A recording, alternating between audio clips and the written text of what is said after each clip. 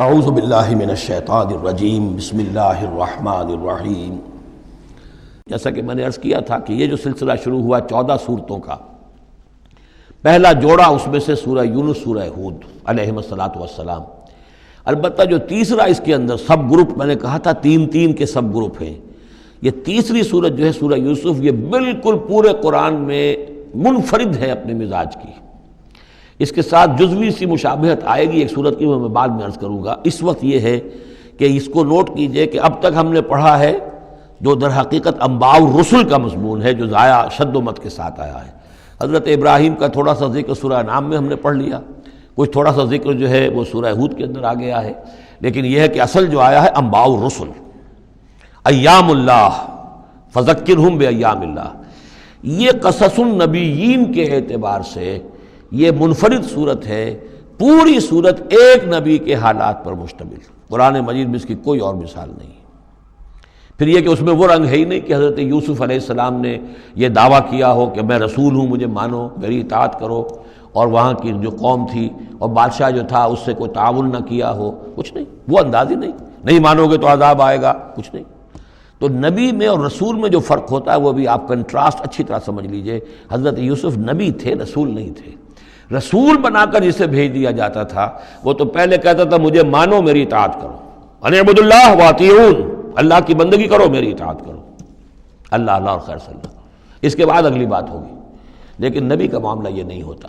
نبی جیسے کہ مصلح ہوتے ہیں، نیک لوگ ہوتے ہیں، اولیاء اللہ ہوتے ہیں، خاص اللہ تعالیٰ کے برگزیدہ بندے ہوتے ہیں۔ اب ظاہر بات ہے کہ ایسے بھی ہوتے ہیں جیسے ہماری اس امت کے اندر حضور کے بعد کتنے ہیں اولیاء اللہ پیدا ہوئے ہیں، اونچی شخصیتیں، کیونکہ وحی کا دروازہ بند ہو چکا ہے، نبی ان میں سے کوئی نہیں ہے۔ لیکن انبیاء بنی اسرائیل جو ہیں وہ گویا کہ اولیاء اللہ ہی تھے زیادہ تر، لیکن ان پر وحی بھی آتی تھی، وہ تسلسل جو ہے وحی کا چل رہا تھا۔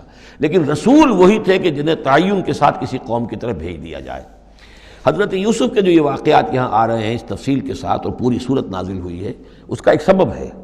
میں نے آپ سے عرض کیا تھا کہ یہ جو آخری دور تھا مکی، آپ کے قیام مکہ کے دور کا، زمانے کا، تو اس میں یہ کہ چیزیں پہنچ چکی تھی مدینے میں بھی خبریں، اور مدینے میں اہل کتاب کے یہود کے کان کھڑے ہو گئے تھے۔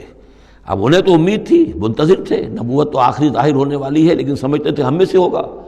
یہاں بات بالکل جو ہے وہ تلپٹ ہو رہی ہے، لہذا وہ اب کچھ نہ کچھ شوشے چھوڑتے رہتے تھے اور انہیں کہتے تھے اپنے پیغامات کے ذریعے سے کہ اچھا تمہارے ہاں سنا کسی نے نبوت کا دعویٰ کیا ہے، اچھا تو اس سے یہ سوال پوچھو کہ یہ ابراہیم تو آباد تھے فلسطین میں، یہ جو یہودی بنی اسرائیل ہے یہ مصر میں کیسے پہنچ گئے، جو وہاں سے پھر حضرت موسیٰ ان کو نکال کر لے کر آئے، لیکن کیسے پہنچے، پہنچنے کا سبب کیا تھا، کیا ماجرا تھا؟ یہ اب تاریخ کا ایک سوال تھا جو انہوں نے کر دیا۔ اس کے جواب میں اللہ تعالیٰ نے یہ صورت نازل فرما دی، اور اس قدر خوبصورت انداز میں نازل کی ہے۔ اور میں آپ کو ایک اور بات بھی بتا دوں کہ میرا قرآن مجید کے ساتھ جو معنوی تعارف ہوا ہے پہلی مرتبہ صحیح معنی میں، وہ اسی سورہ یوسف کے حوالے سے ہے، اور سورہ یوسف کی تفہیم القرآن مولانا مودودی کی۔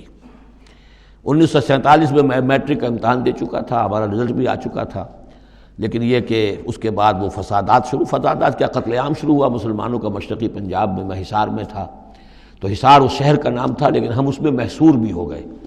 تقریباً 1.5 مہینہ ہم نے مورچے بنا لیے اور اپنی حفاظت کرتے رہے۔ اس دوران میں ظاہر بات ہے کرنے کا کوئی اور کام تھا، وہ تو جو بھی مورچوں پر جن کی ڈیوٹی ہے وہ مورچوں پر کھڑے ہیں، باقی کوئی کام نہیں۔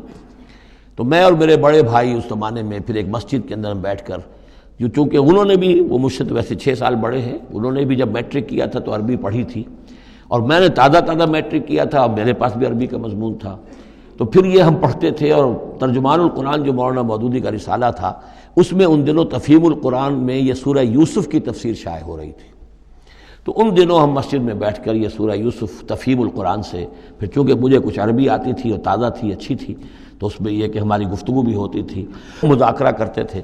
تو اس طریقے سے جو پہلا بیرا، اس سے پہلے بھی بہرحال یہ کہ قرآن ہے، اللہ کا کلام ہے، اللہ کی کتاب ہے، ہمارا اس پر ایمان ہے، کچھ اس کو سمجھنا، کچھ پڑھنا، یہ تو تھا، لیکن جو ایک معنوی ایک ربط قائم ہوا، ذہنی رشتہ ہے، قلبی رشتہ، وہ در حقیقت سورہ یوسف اور سورہ یوسف کی بھی وہ تشریح و تعبیر کے جو مولانا مودودی نے تفہیم القرآن میں کی۔ بسم اللہ الرحمن الرحیم، الف لام را، تلک آیات الکتاب المبین، یہ ایک روشن آیات کی کتاب کی آیات ہیں۔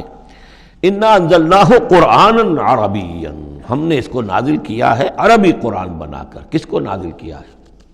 وہ جو ام الکتاب میں ہمارے پاس ہے، وہ جو لوح محفوظ میں ہے، اس کو ہم نے اتارا ہے اب محمد پر، تو قرآن عربی بنا کر اتارا ہے۔ لعلکم تعقلون، تاکہ اے عربو، اے عرب کے رہنے والو، اے امیین کہ جن کی طرف اولین بعثت ہمارے رسول کی ہوئی ہے، تم اچھی طرح سمجھ سکو۔ نحن نقص علیک احسن القصص، اے نبی ہم آپ پر بیان کرنے لگے ہیں بہترین بیان۔ یہ قصص نہیں ہے، قصص ہوتا قاف کے زیر کے ساتھ تو قصے کی جمع ہوتا، کہ بہترین قصہ ہم آپ کو سنا رہے ہیں، نہیں، احسن القصص، قصص جو ہے یہ یہاں پر یہ مصدر ہے، بہترین بیان، ہم آپ کے سامنے بہترین بیان پیش کر رہے ہیں، بما اوحینا الیک ھذا القرآن، اس قرآن کے ساتھ جو ہم نے آپ کی طرف وحی کیا ہے۔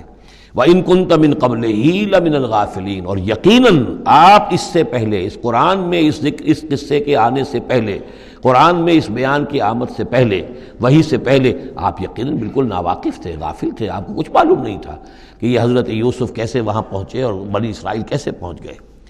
اس قال یوسف لابیہ، حضرت یعقوب علیہ السلام کی ایک تو بڑی بیوی تھی، ان سے 10 بیٹے تھے، بڑے تھے، جوان تھے، پھر ایک چھوٹی بیوی تھی، ان سے یہ 2 بیٹے تھے، یوسف بڑے ان میں سے اور بنیامین چھوٹے، 12 بیٹے تھے ان کے یہ۔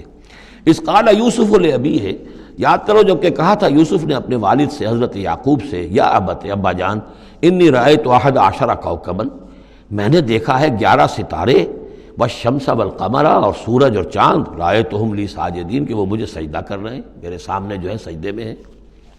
قال یا بنی لا تقصص رؤیاک علی اخوتک، حضرت یعقوب علیہ السلام نے اس بات کو سمجھ لیا کہ یہ 11 بھائی اور یہ میں ماں باپ، ہمارا کوئی خاص معاملہ ہونے والا اس بیٹے کے ساتھ، اور اللہ تعالیٰ اس بیٹے کی کوئی خاص فضیلت ظاہر کرنے والا ہے، لہذا فرمایا کہ یہ اپنا بیان لا تقصص رؤیاک علی اخوتک، اپنے بھائیوں کے سامنے بیان نہ کر دینا، فیکیدوا لک کیدا، تو وہ تمہارے خلاف کو سازش کریں گے، اس لیے کہ ان میں پھر حسد کی آگ بھڑک اٹھے گی، اور وہ سوچیں گے کہ اللہ تعالیٰ نے یہ فضیلت اگر کوئی رکھی تو ہماری بجائے وہ اس یوسف کے لیے رکھی ہے، تو اس سے کہ تمہیں کوئی غضب پہنچ جائے گا۔